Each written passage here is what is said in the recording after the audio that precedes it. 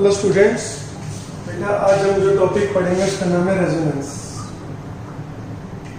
इसके बारे में मैं आपको कुछ 11th में बता चुका हूँ रेजोनेंस के बारे में। अभी तक देखो हमने जैसे एलसीआर सर्किट रीड कर लिया है, ओके। और मैंने कहा था कि डेरिवेशन से प्रिपेयर करनी है आपको मेनली। अभी तक 7.5 तक मैंने आपको एग्जाम्पल करने के लिए बोला था, यहाँ तक आपका कंप्लीट होना चाहिए। तो फिर बता रहा हूँ, मैंने पहले बता चुका हूँ कि आपकी मंडे को डाउट क्लास होगी और इवनिंग में ईएमआई वाले चैप्टर का टेस्ट होगा, उसकी भी तैयारी करते रहो, ओके। तो हमने जेड का फॉर्मूला डिराइव किया था, R square plus XC minus XL का whole square, this is called impedance. मैंने केसेस डिस्कस किए, जैसे tan फाइव भी आया था अपना XC minus XL by R. अपने कितनी सारी चीजें डिस्कस करी कि एलसीआर में एक्सी एक्सएल से बड़ा होगा तो क्या होगा, एक्सी एक्सएल से कम होगा तो क्या होगा, तो ये भी डिस्कस किया। सिर्फ अगर सीआर सर्किट होगा तो एक्सएल हटा देंगे, सिर्फ एक्सी एलआर सर्किट होगा तो एक्सी हटा देंगे, ओके। ये नहीं डिस्कस अभी तक हमने किया था जब एक्सी एक्सएल के बराबर होगा तो क्या होगा। देखो जब एक्सी एक्सएल के बराबर होगा एक तो जेड की वैल्यू क्या हो जाएगी, मिनिमम, क्योंकि स्क्वायर है, स्क्वायर हमेशा पॉजिटिव होता है। स्क्वायर की मिनिमम वैल्यू कितनी हो सकती है, 0। जेड की मिनिमम वैल्यू हो जाएगी आर, और tan फाइव भी क्या हो जाएगा, 0। जेड मिनिमम हो जाएगा और फेज डिफरेंस 0 हो जाएगा, मतलब करंट और वोल्टेज सेम फेज में आ जाएंगे, ओके। तो ऐसा कब होगा, x equal to XL, XC 1/ओमेगा not C omega not L, omega not आ गया 1/√L। मतलब जब जिस सोर्स के साथ हमने कनेक्ट कर रखे हैं एल और सी को, एल सी आर को, तीनों को, मतलब आपने डायग्राम बनाया था ना, एल सी आर और सोर्स था V M sine omega T. अगर ये ओमेगा किसके बराबर है, 1/√LC के, ओके, तो एक्सी एक्सएल के बराबर हो जाएगा, जेड की वैल्यू मिनिमम हो जाएगी और करंट क्या हो जाएगा, मैक्सिमम। क्योंकि आई एम क्या था बेटा, V M by Z, Z minimum होगा तो आई एम की वैल्यू क्या हो जाएगी, मैक्सिमम। देखो आई एम पीक वैल्यू है ऑलरेडी, तो maximum value of peak value we will get when X equal to XL, ठीक है। ये रेजोनेंस फ्रीक्वेंसी, और उस कंडीशन को क्या बोलेंगे कि जब फ्रीक्वेंसीज बराबर होंगी हम कहेंगे कि अब रेजोनेंस हो गया, ओके। मैं ये बताना चाह रहा हूं बेटा आपको, जब आपने रेजोनेंस पढ़ा था 11th क्लास में, ये 1/√LC इस सर्किट की नेचुरल फ्रीक्वेंसी है। नेचुरल फ्रीक्वेंसी को एक्सटर्नल सोर्स की फ्रीक्वेंसी के बराबर कर दिया तो कंडीशन क्या होगी, resonance condition, and we are getting the maximum value of current, okay. इसको कहां से रिलेट करें, जब आपने पिछले साल पढ़ा था कि जब भी कोई चीज एसएचएम कर रही होती है, अगर नेचुरल फ्रीक्वेंसी और ड्राइविंग फोर्स की फ्रीक्वेंसी बराबर हो जाए तो अपने को मैक्सिमम एम्पलीट्यूड मिलता है। तो यहाँ पर भी अपने को मैक्सिमम एम्पलीट्यूड मिल रहा है करंट का, ओके। एग्जाम्पल क्या दिया था कि जब आप स्विंग में झूला झूल रहे होते हैं तो झूले की एक नेचुरल फ्रीक्वेंसी होती है, उससे निकाल सकते हैं आप कि टाइम पीरियड 2π√L/G है और फ्रीक्वेंसी क्या होता है 1/T। फिर मैंने आपको बताया था कि झूले पर आप फोर्स लगाए उसी फ्रीक्वेंसी से जो झूले की फ्रीक्वेंसी है तो अपने को मैक्सिमम एम्पलीट्यूड मिलेगा, ओके। तो same thing is happening here, 1/√LC को रेजोनेंस फ्रीक्वेंसी बोल देते हैं। जब एक्सटर्नल सोर्स की फ्रीक्वेंसी इस रेजोनेंस फ्रीक्वेंसी के बराबर हो जाती है तो हम कहते हैं रेजोनेंस की कंडीशन है and current will be maximum, okay.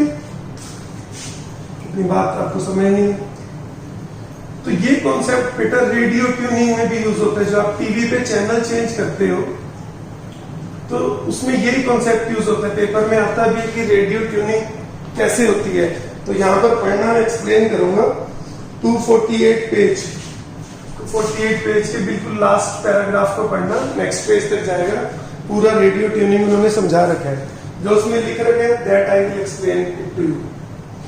क्या होता है बेटा, अपने मान लो रेडियो है, उसमें एलसीआर सर्किट होते हैं। हमने सबसे पहले पढ़ा था ना, why AC is preferred over DC. मैंने आपको बताया था कि कुछ प्रॉपर्टीज होती हैं एसी की जो हम यूज करते हैं उन डिवाइसेस में जो हमारी डेली यूज की हैं। टीवी हमारा डेली यूज है, ओके। तो मैं रेडियो ट्यूनिंग ही समझा रहा हूँ, सेम कॉन्सेप्ट टीवी के लिए। तो सिर्फ एसी सर्किट होता है हमारे पास, ओके।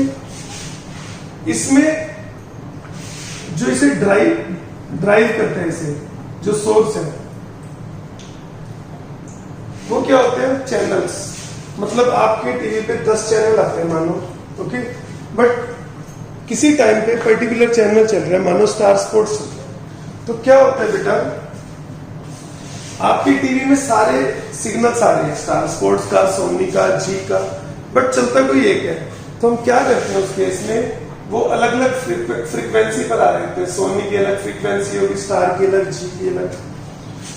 वो जो सिग्नल्स हैं वो एक्सटर्नल सोर्स का काम करते हैं, जिससे करंट जाता है सर्किट के अंदर।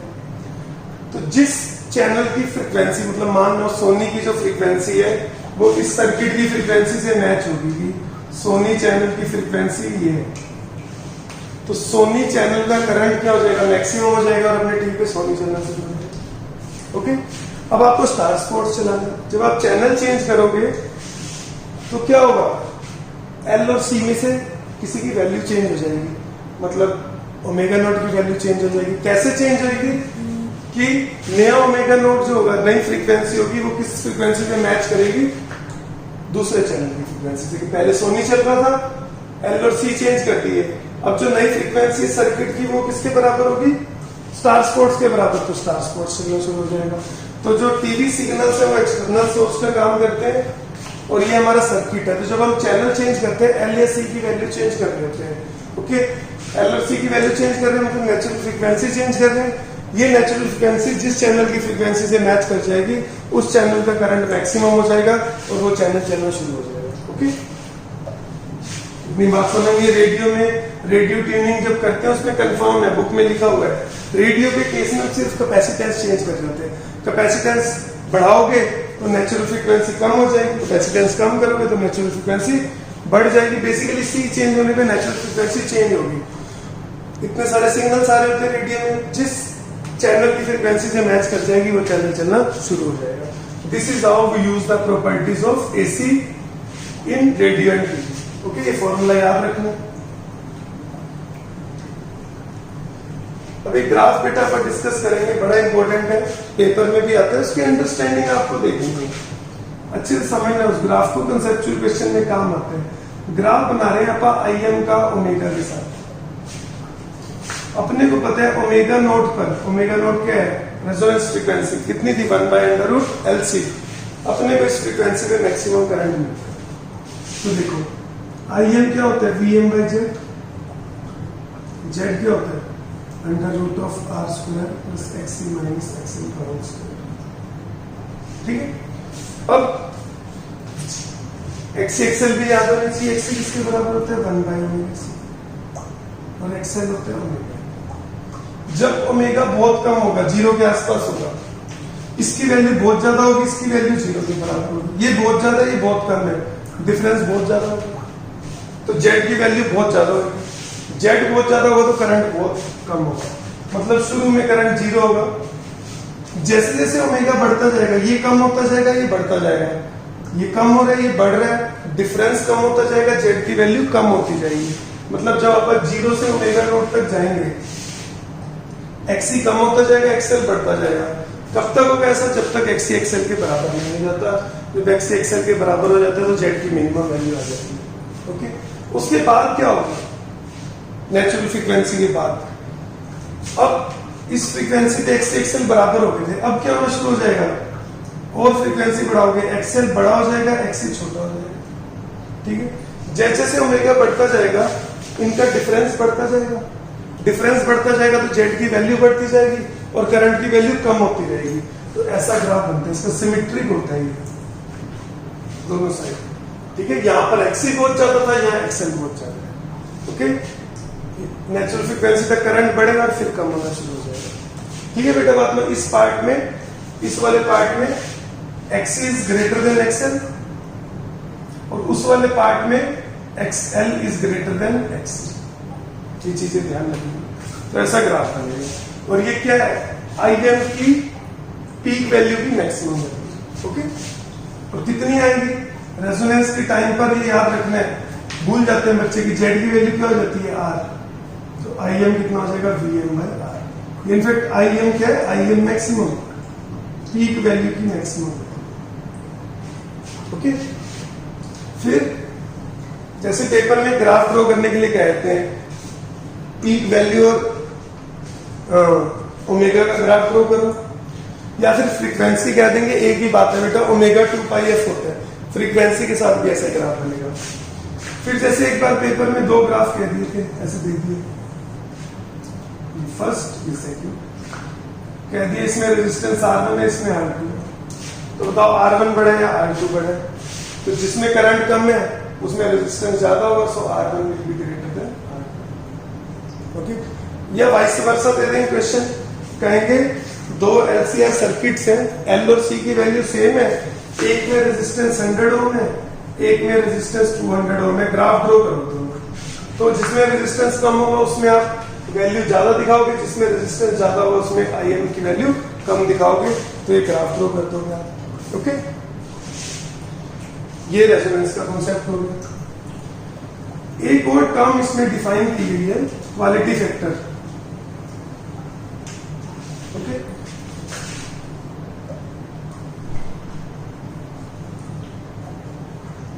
क्वालिटी फैक्टर Q से डिनोट करते हैं। इसका मतलब क्या बताता है क्वालिटी फैक्टर, अपने को सर्किट की क्वालिटी बताता है। इसकी डेफिनेशन लिखोगे, it is a measure of sharpness of resonance. जो रेजोनेंस वाला ग्राफ है उसकी शार्पनेस कितनी है, it is a measure of sharpness of resonance. मतलब जितना ज्यादा शार्प होगा उतनी अच्छी क्वालिटी होगी। ओके, तो मैं एक्सप्लेन करूंगा कैसे। देखो, ये बिल्कुल ऐसे होना चाहिए, ये शार्प ग्राफ है, इसकी क्वालिटी हाई होगी। इससे क्या बेनिफिट होगा, मतलब इस पर्टिकुलर फ्रीक्वेंसी पे तो करंट बहुत ज्यादा है, जैसे फ्रीक्वेंसी थोड़ी बहुत इधर होगी करंट एकदम से कम हो जाएगा। ओके, तो इसका क्या बेनिफिट होता है, मतलब मान लो ω01 सोनी की फ्रीक्वेंसी है, ω02 G की है, ये सोनी की, ये G की। आपके सर्किट की जो L और C की वैल्यू है, पहले तो इसके बराबर है ω01 की 1/√L1C1, तो ये वाला चैनल चलेगा, बाकी दूसरे चैनल का करंट क्या हो जाएगा, 0, उसका कोई इंटरफेरेंस नहीं आएगा। फिर आपने चैनल चेंज कर दिया, आपके सर्किट की नई फ्रीक्वेंसी ये होगी, फिर सिर्फ इसी चैनल का करंट आएगा, इस चैनल का करंट क्या होगा, 0। तो जितने ज्यादा शार्प होंगे उतना अच्छा सर्किट होगा। अगर ये शार्प नहीं होंगे, मानो ये ओवरलैप कर रहे हैं, मोटे मोटे से ग्राफ है, ब्रॉड ग्राफ है, तो क्या होगा बेटा उस केस में, जैसे मतलब मानो ऐसा सा ग्राफ है, एक ऐसा सा ग्राफ है, तो किसी एक इस फ्रीक्वेंसी पर आप चाहते थे G चले, बट सोनी का भी करंट आ रहा है, मतलब सेम स्क्रीन पर सोनी और G ऐसे मिक्स हो रहे होंगे। अब नहीं होता, क्योंकि अब सारे सर्किट्स अच्छे टीवी आते हैं, अच्छी क्वालिटी के।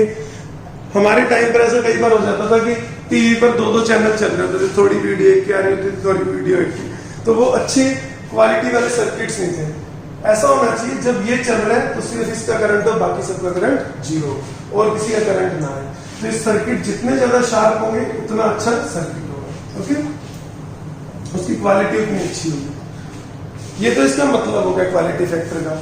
इसको मेजर कैसे करते हैं, इसे मेजर करते हैं, क्वालिटी फैक्टर होता है ω0/2 डेल्टा ओमेगा।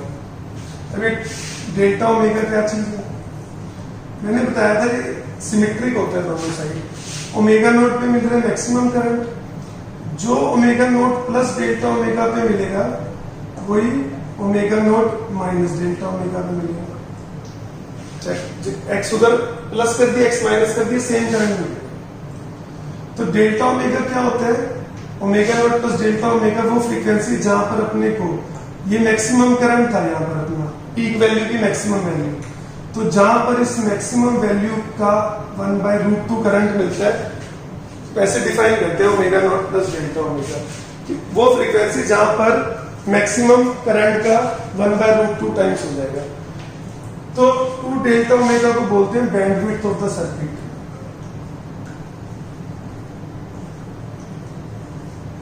ओके, अब क्वालिटी फैक्टर को ज्यादा होने के लिए 2 डेल्टा ओमेगा को कम होना चाहिए बेटा, मतलब ये वैल्यू बहुत छोटी होनी चाहिए कि करंट एकदम से थोड़ी सी फ्रीक्वेंसी चेंज करते ही करंट की वैल्यू 1/√2 होगी, मतलब करंट जल्दी जीरो भी हो जाएगा।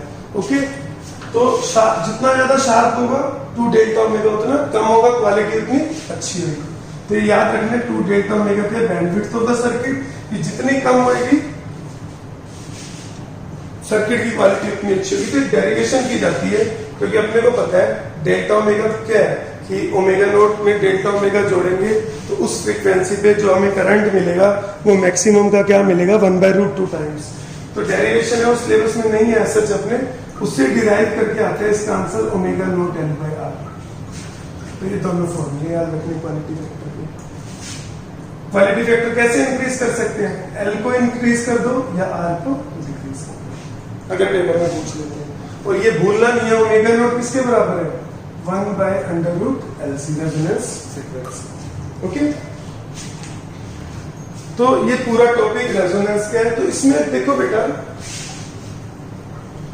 कि 2 टाइप के क्वेश्चन रहते हैं, आपको हल्की सी कंफ्यूजन होती है इसमें। एक, अभी जब आप टीवी वाला केस देख रहे थे तो आप क्या चेंज कर रहे थे? L और C चेंज कर रहे थे, जिससे सिस्टम की नेचुरल फ्रीक्वेंसी चेंज हो जाती थी, और वो नेचुरल फ्रीक्वेंसी जिस चैनल से मिलती थी वो चैनल चलना शुरू हो जाता था। तो कई बार ऐसा होगा you are changing L and C, और कैसे चेंज करोगे कि 1/√LC किसके बराबर हो जाए? ओमेगा। ठीक है, कि ओमेगा फिक्स, L और C फिक्स नहीं है। ओके, L और C की कोई पर्टिकुलर वैल्यू जो फ्रीक्वेंसी देगी वो चैनल चलना शुरू हो जाएगा। या फिर क्वेश्चन ऐसे हो सकते हैं कि L और C तो फिक्स है, हम कितनी फ्रीक्वेंसी का सोर्स रखें कि रेजोनेंस हो जाए? तो कितनी फ्रीक्वेंसी का सोर्स होना चाहिए? 1/√LC। मतलब कभी L और C चेंज होते हैं, कभी L और C फिक्स है और सोर्स चेंज होता है। मतलब मैंने ये ओमेगा में क्या लूंगा? 1/√LC रेजोनेंस हो जाएगा। यहां पर मेरा सोर्स फिक्स है, ठीक है, सोनी चैनल की फ्रीक्वेंसी फिक्स है। फिर मैं किसको चेंज करूंगा? L और C को ऐसे चेंज करूंगा कि L और C की, जब आप L और C से फ्रीक्वेंसी निकाले 1/√LC तो किसके बराबर आ जाए? सोनी के बराबर आ जाए। तो दोनों टाइप की चीजें रहती हैं, कभी L और C फिक्स होते हैं और कभी सोर्स फिक्स होते हैं। जैसे टीवी वाले केस में सोर्स फिक्स है, सोनी की फ्रीक्वेंसी फिक्स है, हमें L और C की वैल्यू चेंज करनी पड़ेगी। और क्वेश्चंस ऐसे भी मिल जाएंगे, L और C फिक्स है तो पूछेंगे कितनी फ्रीक्वेंसी का सोर्स लगाएं कि रेजोनेंस कंडीशन हो जाए। ओके, तो दोनों चीजें ध्यान रखेंगे। इसके बाद अब आप मैंने 7.5 तक एग्जाम्पल कहे थे करने के लिए। नाउ यू कैन डू 7.6, और हाँ एक ही एग्जाम्पल कर लेना 7.6, 7.7 छोड़ देना बेटा, और 7.8 और 7.9 भी करने हैं। ठीक है, डाउट होंगे तो डाउट क्लास में दे सकते हो। एक और टॉपिक आप इसके साथ पढ़ेंगे, power factor. Again important topic, exam में पूछ लेते हैं पावर फैक्टर। ठीक है, तो पावर फैक्टर क्या होता है बेटा? हमने V = Vm sin omega T पढ़ा था। I क्या हो गया? Im sin omega T plus 5। General I की वैल्यू यही थी।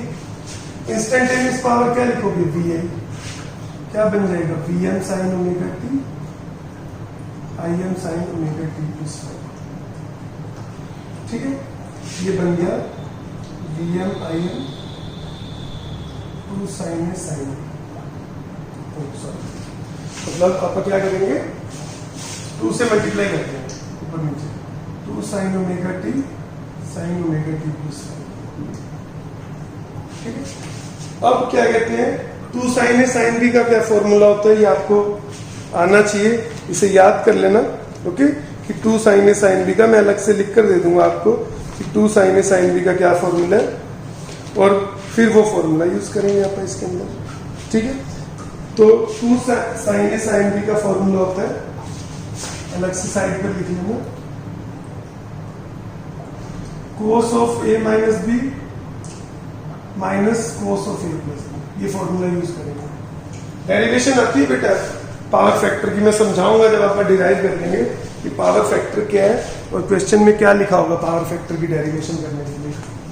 तो 2 sin A sin B का फॉर्मूला लगाओ, ये फॉर्मूला लगाओगे,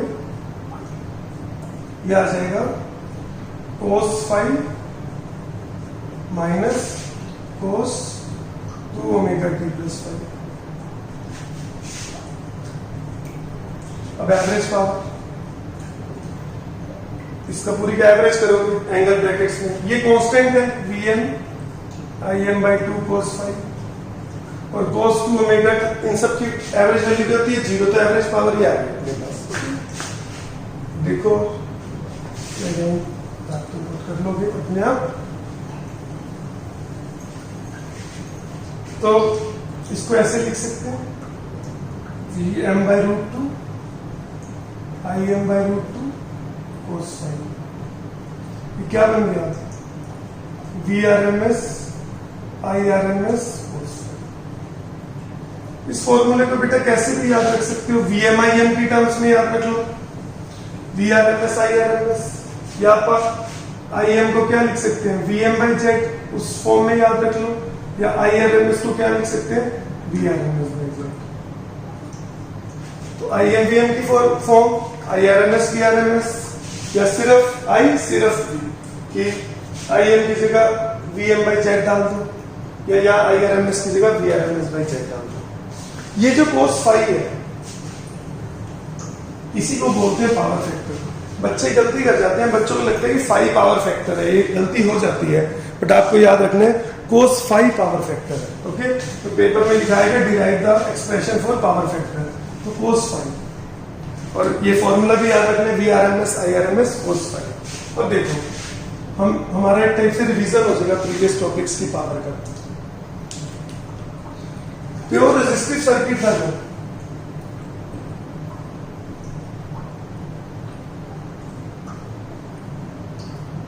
फॉर्मूला क्या था Vrms Irms cos five. Five का phase difference between current and voltage, cos five की मैक्सिमम वैल्यू 1 हो सकती है। प्योर रेजिस्टिव सर्किट में फाइव 0 था, तो इसकी मैक्सिमम वैल्यू होगी, और अपने को मैक्सिमम पावर मिलती है, मैक्सिमम पावर डिसिपेशन होता है प्योर रेजिस्टिव सर्किट में Vrms Irms, और Z की वैल्यू क्या होती है R होती है। इसका फॉर्मूला जैसे आप पढ़ चुके हैं, क्या बनता था Vrms²/R, और ये याद रखना, इस केस में मैक्सिमम पावर डिसिपेशन होगा। फिर सेकंड, प्योर इंडक्टिव सर्किट या फिर प्योर कैपेसिटिव सर्किट।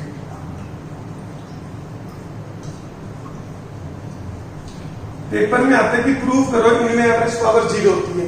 एक तो आप वैसे डेरिवेशन कर सकते हो जैसे मैंने पहले कराई थी, या फिर क्या करो पावर फैक्टर वाली डेरिवेशन कर दो और फिर लिख दो प्योर इंडक्टिव के लिए फाइव होते हैं -π/2, प्योर कैपेसिटिव के लिए होते हैं +π/2, मतलब एक में π/2 आएगा, एक में -π/2। आप ये पावर फैक्टर वाली डेरिवेशन कर दो और एंड में फाइव की वैल्यू या तो π/2 डाल दो या -π/2 डाल दो, दोनों में cos π/2 भी 0 होगा, cos -π/2 भी 0 होगा, ओके।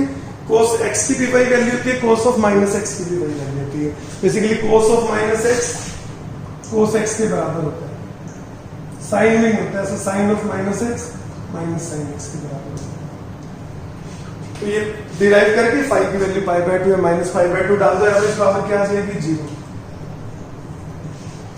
ओके। ये टॉपिक थोड़ा सा कटा भी हुआ है सिलेबस से, बट इसे पढ़ने में कोई नुकसान नहीं है बेटा अपना। ये पावर फैक्टर वाला इतना ही लिखा गया सिर्फ, उसमें पावर फैक्टर और वोल्टलेस करंट ये हट गया, कुछ नहीं है। पावर फैक्टर याद रखो, cos फाइव काम आएगा हमारे, ठीक है। वोल्टलेस करंट की डेफिनेशन आती है, तो लिख लेना वोल्टलेस करंट की definition, the current flowing in a circuit when there is no power dissipation is called wattless current. इस केस में वोल्टलेस करंट होता है क्योंकि एवरेज पावर क्या हो जाती है 0।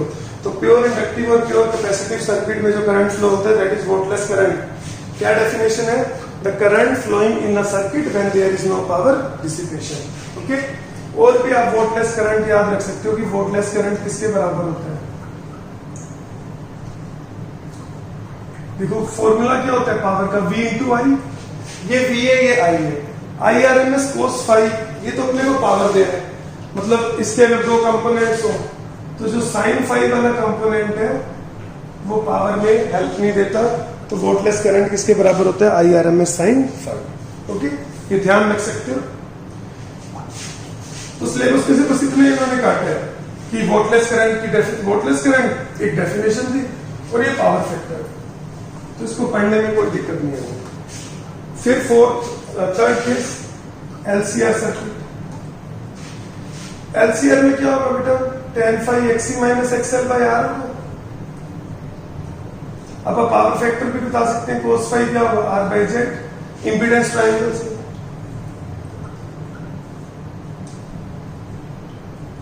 ठीक है, तो cos phi R by Z होता है, इसमें कुछ पावर डिसिपेशन होगा, कुछ स्पेशल नहीं है। LCR सर्किट में जब रेजोनेंस कंडीशन होती है when x equal to xl, z किसके बराबर होता है? r के, फाई किसके बराबर होता है? 0 के, तो पावर फैक्टर क्या हो जाएगा? 1।